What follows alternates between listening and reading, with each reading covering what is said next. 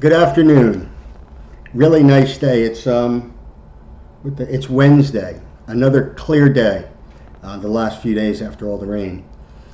Trickling south breeze at Sombrero today. Very nice there. Anyway, I want to talk about disc jockeys and Sirius 60s Channel 6. Two things. This is how I think. They've been talking about Bobby Kennedy for like 3 or 4 days. And the significance of Bobby Kennedy is that he died 50 years ago. I think the Sirhan, he got shot. He got killed. I don't know what the hell it was. Maybe it was the mob against the mob. I don't know. But anyway, I do know you friggin' lunatic Trumpers. And this first part of my video is a little more serious. Afterwards, I think if you can hang on, you might get a kick out of it. But this first part is just a little serious. The never Trumper hate Trumpers with the corruption bullshit and Russian fantasy land. Dudes and ladies, Bobby Kennedy was his brother's attorney general. You've been complaining about Trump having like a kid on the cabinet or conferring with blood relatives, and Bobby Kennedy was his own brother's attorney general. Just think about that. Think about that. How silly they've created this thing. But I want to talk more about this 60s station because that's all I've been hearing for 4 days. He didn't die for 4 days, and it was 50 years ago, you know. And you know what? One of his brothers killed a girl in a friggin' canal, and he didn't have the balls to go back in the water and get her in his drunken stupor. And the other two tag teamed Norma Jean, and you know what? I don't know why she killed herself, but she killed herself. Right? So, you know what? They're not getting an A in my book. They're not even getting a B. So anyway, I'm going to move on to the heart of the matter. Pat St. John. What I heard today, I've heard it all. And following this video, I'm going to post this on my Facebook, and I'm going to make a tribute series of songs to the women of my generation, to the girls.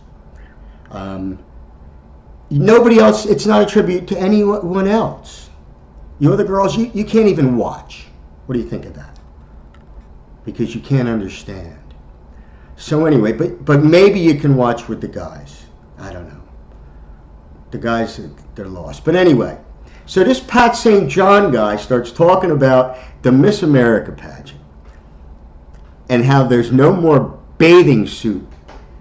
No more bathing suit because of the radical feminists in this country in the Miss America contest, pageant. This is coming out of Pat St. John's mouth. Now, this Pat St. John guy, I don't know. I knew Cousin Brucey, and I knew Pat St. John. I heard him. I knew he was a hell of a lot older than me because he's been around since Cousin Brucey and Imus. All right? So I looked him up, and he was born in... he's about 10 to 12 years. One place it said he was born in 49, another 51.